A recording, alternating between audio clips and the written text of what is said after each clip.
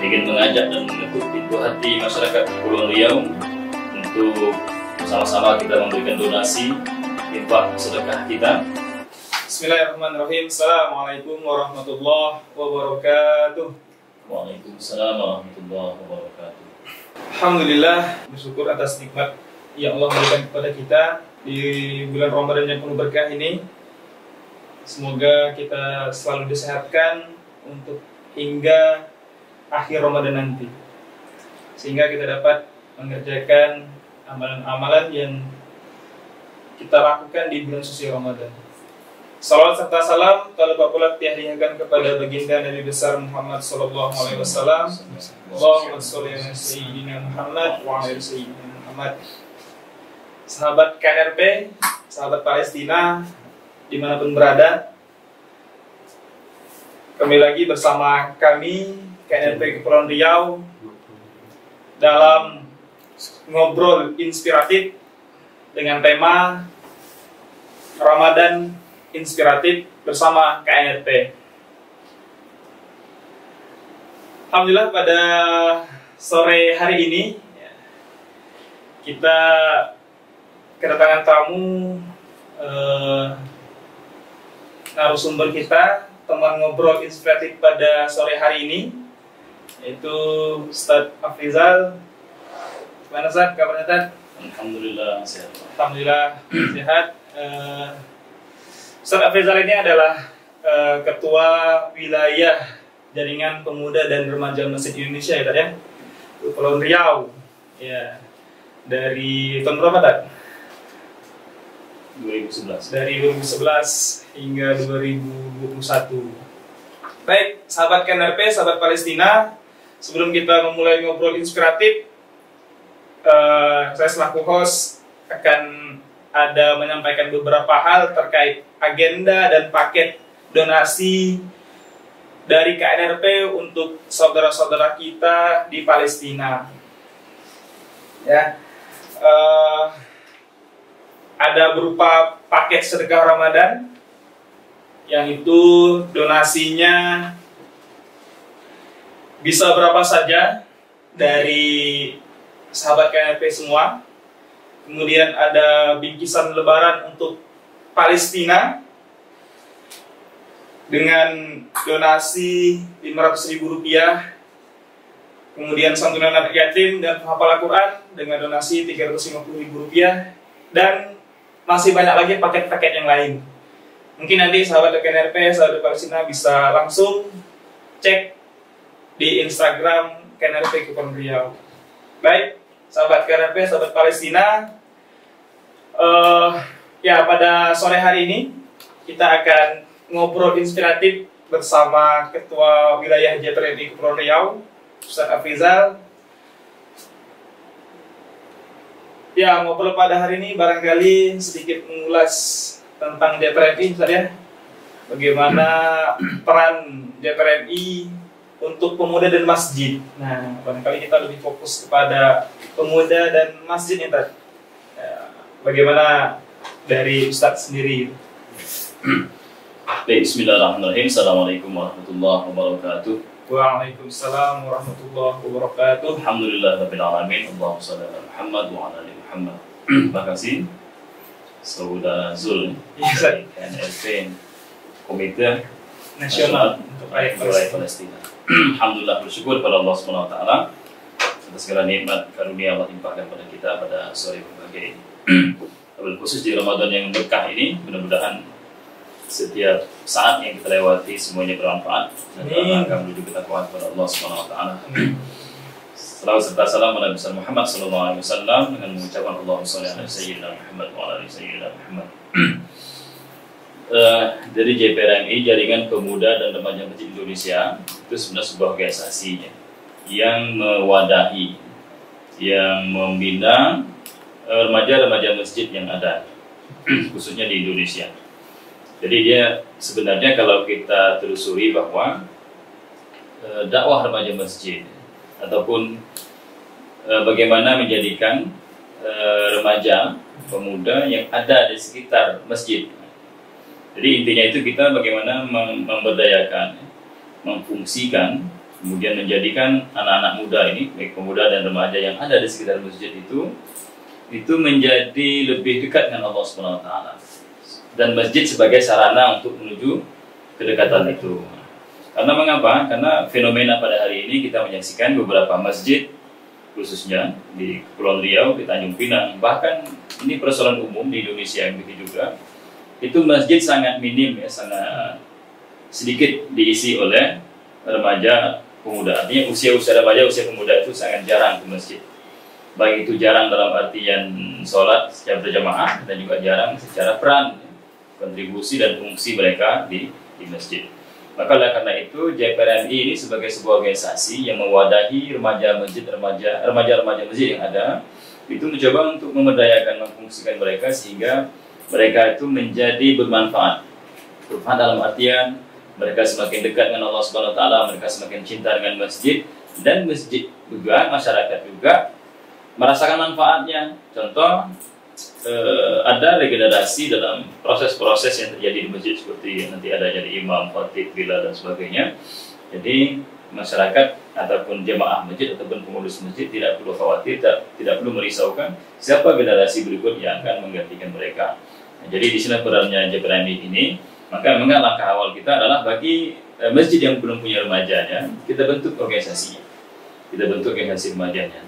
Kalau memang remajanya belum ada, kita coba buat kegiatan-kegiatan bekerjasama dengan masjid, bagaimana menghadirkan pemuda. Kita coba berikan alternatif program yang sifatnya itu menarik minat remaja untuk hadir ke masjid. Setelah mereka hadir ke masjid, kita coba bentuk organisasinya dalam bentuk ikatan remaja masjid dan sebagainya. Setelah terbentuk organisasinya, baru kita pula aktif dengan proses pembinaan yang berkelanjutan. Itu mungkin secara garis besar kerja ataupun tugas yang dilakukan oleh JPRMI.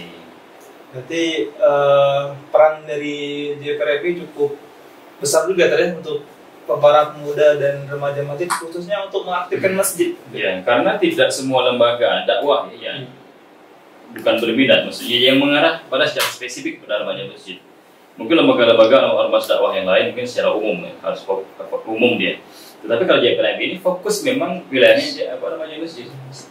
Dan uniknya lagi, memang kalau kita lihat remaja juga dan pemuda, mereka juga sebenarnya kalau yang di sekolah SMA mungkin mereka punya rohis ya. Mahasiswa itu juga di kampus mereka punya kegiatan Islam dan sebagainya. Dan kalau remaja masjid ini, mereka itu beraktivitas di lingkungan mereka. Jadi bukan di sekolah, bukan di kampus, di lingkungan mereka. Jadi kemanfaatan itu terasa langsung oleh masyarakat. Jadi dakwah remaja ini unik, makanya tidak banyak yang tahan. Remaja ini unik, apalagi kita menyesuaikan dengan kondisi zaman. Harus berinovasi ya. Kita berinovasi, berkreativitas dan sebagainya, menyesuaikan dengan keinginan mereka. Maka bahkan kita itu punya tagline menjadikan apapun yang dibutuhkan oleh remaja dan pemuda itu ada di masjid. Maka kita mencoba menyiapkan apa yang dibutuhkan oleh remaja, pemuda itu ada di masjid. Maka inilah tugas kerja keras kita, bagaimana bekerjasama dengan pengurus masjid, dengan remaja masjid setempat, agar menjadikan masjid sebagai sarana yang paling nyaman, tempat yang paling indah bagi remaja, sehingga mereka ingin ke masjid saja, gitu. Tidak terpikir lagi keluar ke tempat-tempat yang lain. Jadi kalau mereka butuh sesuatu, masjid itu sebagai sarananya, sebagai pelariannya, sebagai tempat yang paling nyaman bagi mereka. Itu tugas berat. Ditambah lagi dengan fenomena pengaruh hari ini, media sosial dan sebagainya, sehingga banyak kecenderungan remaja itu banyak pada hal-hal yang tidak baik sebagainya. Nah, seperti itu sahabat Palestina. Pernah ikut remaja masjid juga di kampung atau gimana? Kalau di kampung tidak pernah. Ini saya balik bertanya Iya. Gimana melihat fenomena remaja pada hari ini yang mungkin jauh dari masjid, gitu ya. Kira-kira apa yang dirasakan, masih pemuda kan? Alhamdulillah masih pemuda kan. Ya, kalau fenomena sekarang sangat susah juga kita mau gambarkan gitu, karena memang pemuda kayaknya agak menjauh dari masjid gitu. Atau memang kalau dari kampung mungkin bahasanya, kalau kita dulu lagi kecil-kecilnya gitu kan, kalau ke masjid lari bising-bising gitu kan, dimarahi, disuruh pulang gitu. Mungkin itu juga menjadi kena kepada psikologisnya gitu. Berarti ada suatu image yang tertanam di jiwa anak-anak remaja pemuda itu, masjid itu tempat yang tidak menyenangkan. Masjid itu tempat yang tidak nyaman untuk bermain, bahkan tidak bisa untuk beribadah dan sebagainya.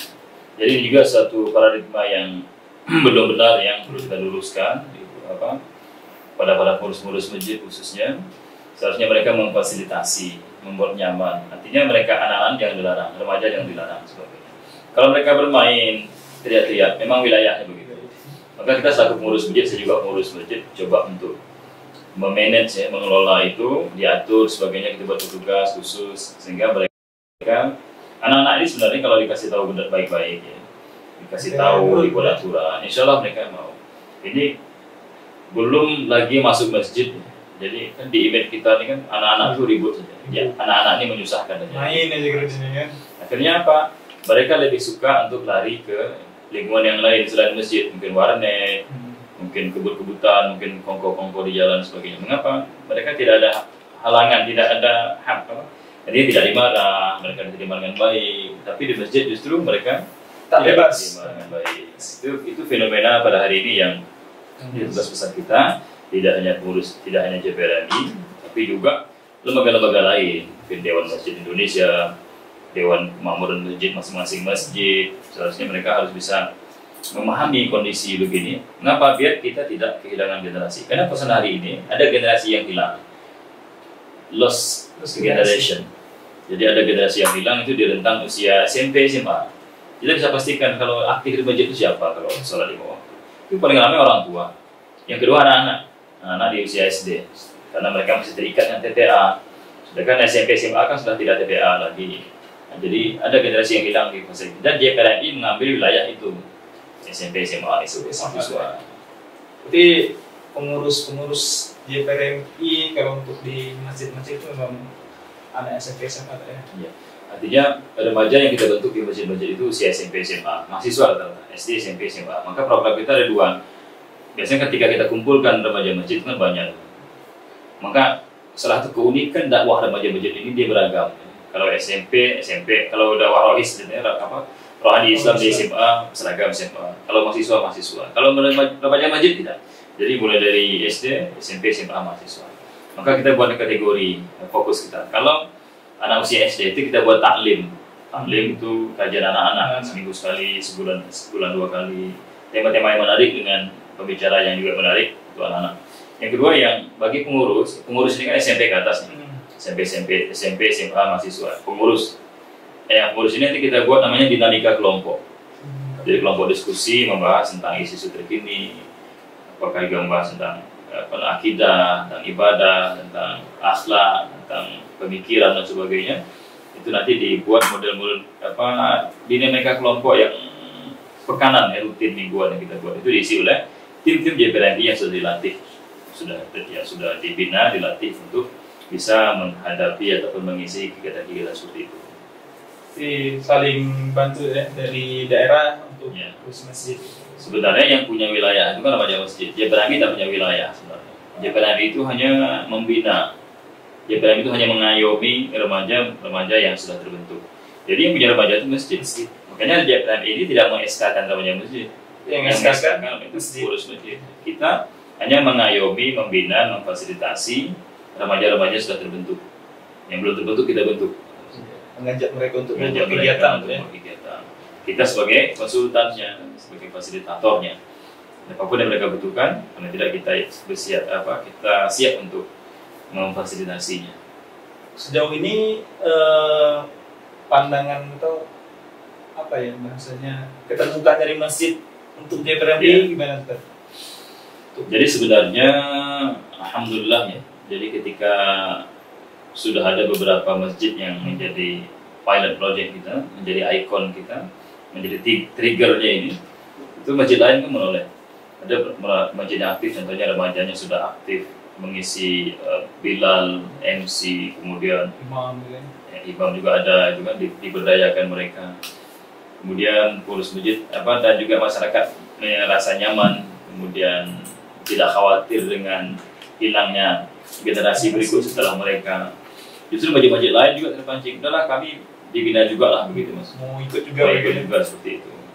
Tapi sebenarnya masyarakat kita ini insya Allah terbuka sebenarnya, apalagi masyarakat Melayu ya, yang punya karakteristik terbuka. Adapun yang masih berpikir-pikir klasik itu masih ada, tapi tidak terlalu dominan lah. Alhamdulillah sekarang ada keterbukaan begini, sudah banyak terbuka.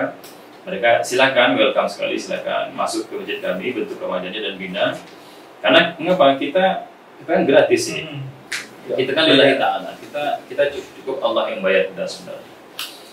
Jadi kita tidak minta bayaran ketika kita mengisi pengajian, mengisi taklim, kita mengisi training sebagainya, tidak dibayar. Justru masjid hanya membayar kegiatan itu saja untuk konsumsi, fasilitas, semacam masjid dan sebagainya.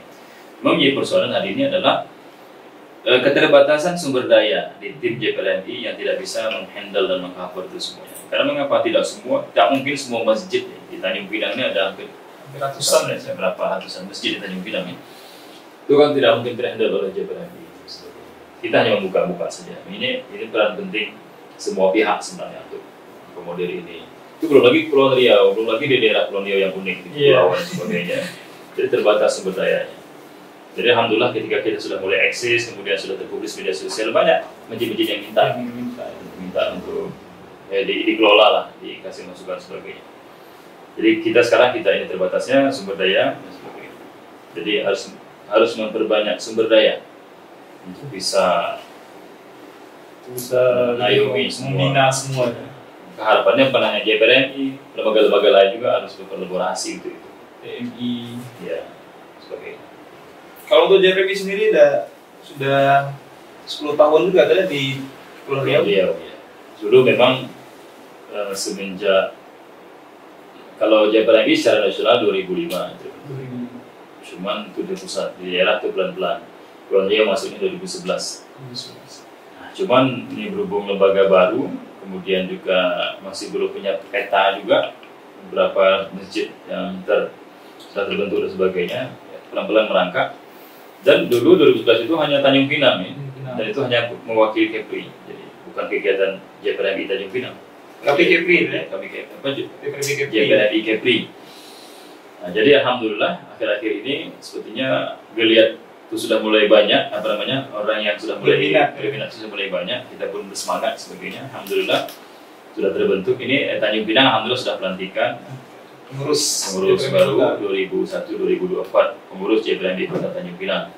Dan alhamdulillah juga sudah terbentuk di 6 kabupaten kota di Pulau Riau. Alhamdulillah kemarin kunjungan ke Natuna, alhamdulillah terbentuk pengurus Natuna, bahkan langsung terbentuk 20 kecamatan ya. Kecamatan Bunguran Timur Laut sama Kecamatan Bunguran Timur. Alhamdulillah Karimun juga sudah terbentuk. Karimun sudah terbentuk dan terbentuk satu kecamatan Kundur. Lingga sudah terbentuk juga, Batam sudah, Bintan sudah. Alhamdulillah ini maraton bentar lagi nih. Insyaallah tanggal 25 April pelantikan Bintan, 1 Mei pelantikan Batam. Habis lebaran insyaallah Karimun, Lingga. Anambas ya.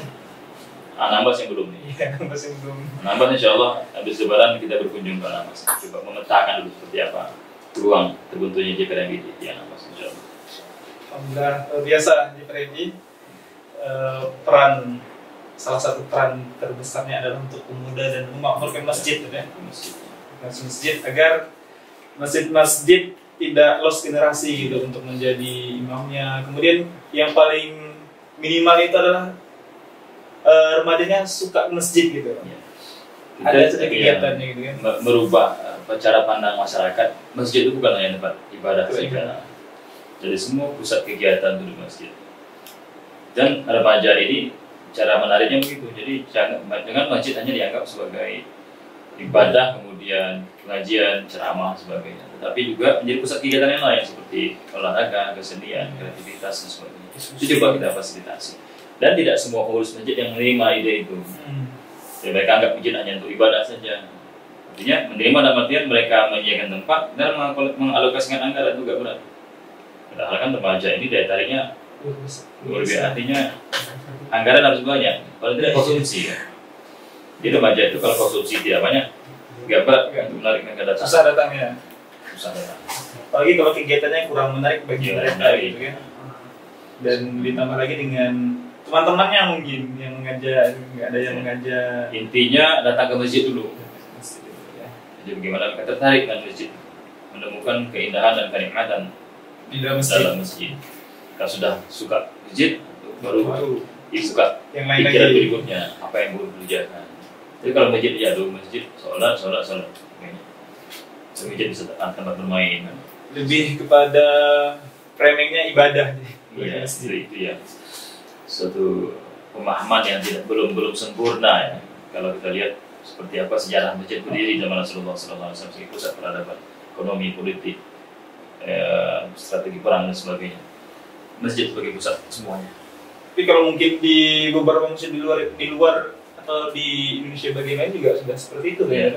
Jadi memang masjid ini tidak apa juga ini menjadi persoalan umum ya di Indonesia, dan tidak banyak juga masjid yang berperan multifungsi tadi itu. Ada beberapa masjid yang menjadi ikon seperti di Jogja, kemudian ada di Sumatera Barat, kemudian ada di Lombok dan sebagainya. Jadi tidak semua masjid ya. Karena tadi persoalan berubah tadi pola pikir, cara pandang pengurus terutama. Biasanya masjid-masjid yang sudah eksis, sudah bagus, memberikan kemanfaatan bagi umat itu, mereka memang luar biasa juga di awal untuk merubah sebuah tradisi yang lama menjadi baru gitu. Ya, mengubah semuanya kan dari lumayan berat juga ya. Karena remaja masjid ini tidak bisa berdiri sendiri, dalam artian tidak cukup jadi PRMI saja yang bekerja. Orang tua juga harus berusaha mengajak anaknya ke masjid. Jadi beberapa masjid yang sudah eksis itu memang pengurus masjidnya, orang tua jamaahnya itu memang sama-sama satu frekuensi dengan remaja masjid, sehingga setiap kegiatan itu semuanya inline ya, sejalan semuanya. Ini kita aja yang ngajak anak masjid, orang tua tidak pernah mengajak anak masjid, atau mungkin orang tua pun tidak ke masjid sebagainya. Atau pengurus masjid tidak mengurus, susah juga berat. Jadi harus bersinergi sama-sama. Tambah pemerintah mensupport dalam segi regulasi, aturan, undang-undang dan sebagainya. Apakah dalam bentuk peraturan daerah, peraturan kota dan sebagainya. Sederhana saja mungkin. Bersama dengan sekolah. Jadi dinas membuat edaran kepada sekolah-sekolah untuk meminta, mungkin bahasanya bukan wajib lah, mengharuskan anak SMA yang punya masjid di rumahnya silakan beraktivitas, gabung di rumahnya masjid, memakmurkan masjid sebagainya. Dan untuk mengikat mereka dibuat seperti kartu kendali gitu kan. Jadi Ramadan kan sering kan? Ramadan gitu kan. Ramadan sering. Jadi harus diikat, harus dikejar, harus dikepung dari semua sisi. Kalau kita ingin dakwah remaja itu, ya paling tidak dari 100 orang yang dipaksakan mungkin nyangkut 10 orang. Itu sudah luar biasa. Per masjid. Jadi memang harus ada harus ada juga kontribusi dari pemerintah dalam bentuk kebijakan begitu. Kita ini kan tidak punya kekuatan dari segi kebijakan, kita hanya menghimbau, mengajak siapa yang mau gitu. Tapi lebih bagusnya kalau pemerintah daerah, kabupaten, kota, provinsi juga mau bersinergi bekerjasama dengan kita. Mungkin saya kira ini perlu silaturahim lagi kayaknya antara kita dengan pemerintah ya. Dan mereka paham, ini kan mendengarkan kerja pemerintah nih. Kalau masyarakatnya makmur, anak-anak remajanya bagus akhlaknya, masjidnya ramai, anak-anak cinta pada masjid, akhlaknya jadi bagus, kriminal akan menurun, kejahatan akan menurun, akhlak yang buruk akan menurun. Yang dapat nama siapa? Pemerintah dapat nama. Jadi kalau pemerintah paham, mereka akan support, akan mengapresiasi. Kalau di pemerintah itu sepertinya ada Perda Pemuda, tapi masih dalam rencana gitu ya. Semoga bisa masuk kepada ranah itu sih, untuk mengajak pemuda-pemuda itu suka dengan masjid, datang ke masjid, tidak hanya beribadah gitu ya, tapi juga melakukan aktivitas-aktivitas lain gitu. Baik, Ustaz, ada lagi Ustaz yang ingin disampaikan? Atau apa nih kegiatan? Selama Ramadan Jabremi ada kegiatan. Ramadan saudara kita sudah menjadwalkan beberapa kegiatan, tapi melihat pandemi begini kita agak sedikit agak khawatir mengerem diri karena kita tidak tahu setiap hari terus bertambah kasusnya. Khawatir nanti bagi remaja anak-anak tidak bisa dikontrol juga pergerakan mereka, ditambah kekhawatiran orang tua dan sebagainya. Kalau kita menimbang dulu, mungkin kita manfaatkan media sosial saja, secara online saja, mungkin kajian-kajian seperti ini, ataupun kalau dibuat sayembara perlombaan mungkin sifatnya online, seperti lomba pidato online gitu ya, mungkin lomba ya semua. kok serba online. Jadi kalau rencana kita membuat kegiatan yang ngumpul itu nggak mungkin perlu direm dulu lah, dipertimbangkan kembali. Kondisi pandemi tadi ya. Oke, baik. Alhamdulillah. Ya, jadi seperti itu sahabat Palestina, sahabat KNRP, terkait dengan ngobrol inspiratif kita pada hari ini bersama Ketua DPR RI Wilayah Kepulauan Riau gitu ya. Ada pesan mungkin Ustaz untuk pemuda pesan menjelang berbuka ya? Iya, Ustaz. Allah ciptakan kita tidak ada tujuan utama selain mengabdi kepada Allah SWT. Selain kalau orang yang paham tentang makna pengabdian kepada Allah, wa khalaqtul jinna wal insa illa liya'budun, tidak diciptakan jin dan manusia kecuali mengabdi kepadaku, maka tidak ada sedetik pun waktu dilewatinya selain dalam rangka pengabdian kepada Allah SWT. Jadi tidak ada waktu bersantai-santai, berleha-leha, berlengah-lengah dan sebagainya. Semua itu harus kita kejar. Mengapa? Karena kita ini sedang menuju kematian. Ya ayyuhal insanu innaka kadihun ila rabbika kadahan famulaqih. Wahai manusia, sesungguhnya kamu sedang bekerja menuju Rabbmu, menuju Tuhan. Jadi kita ini menunggu kematian, kita ini bukan menunggu, kayak sambil menunggu. Jadi aktivitas yang paling baik dalam menunggu adalah bekerja. Kalau menunggu mubazir kan, jadi bekerja. Jadi menjelang kematiannya bekerja lah. Maka kita punya wilayah masing-masing. Maka bagaimana kita umur yang singkat ini, tapi manfaatnya umur yang singkat ini ibadahnya banyak, pahalanya banyak, manfaatnya besar. Salah satu dengan apa? Dengan berdakwah.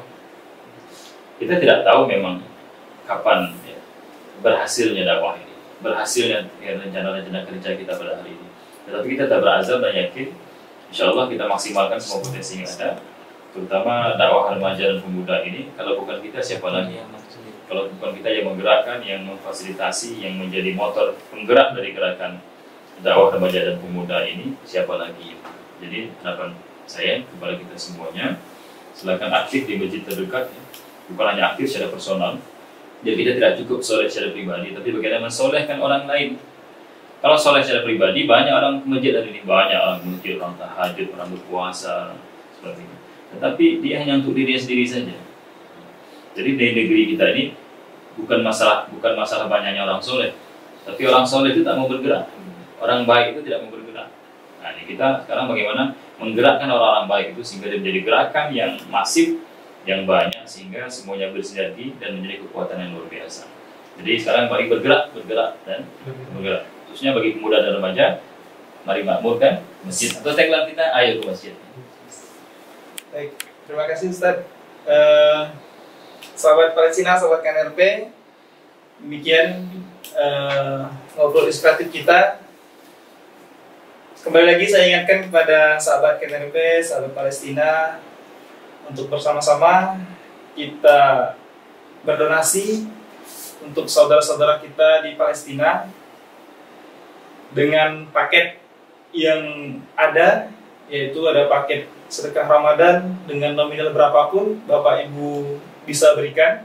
Kemudian paket bingkisan lebaran dengan nominal Rp500.000 untuk saudara-saudara kita di Palestina. Kemudian juga paket berbuka puasa ada Rp500.000 gitu ya. Dan paket-paket yang lain. Nah, semoga di bulan penuh berkah ini kita dilapangkan rezeki untuk bersama-sama berbagi kepada saudara-saudara kita yang membutuhkan, baik itu di daerah maupun di luar daerah kita. Baik, demikian barangkali dari kami. Saya selaku host, mohon maaf, dan kami ucapkan terima kasih kepada Ustaz Afrizal selaku Ketua DPR MI telah menemani kami untuk ngobrol inspiratif pada hari ini. Demikian yang dapat kami sampaikan, terlebih terkurang kami mohon maaf. Kami tutup dengan Assalamualaikum warahmatullahi wabarakatuh. Waalaikumsalam warahmatullahi wabarakatuh.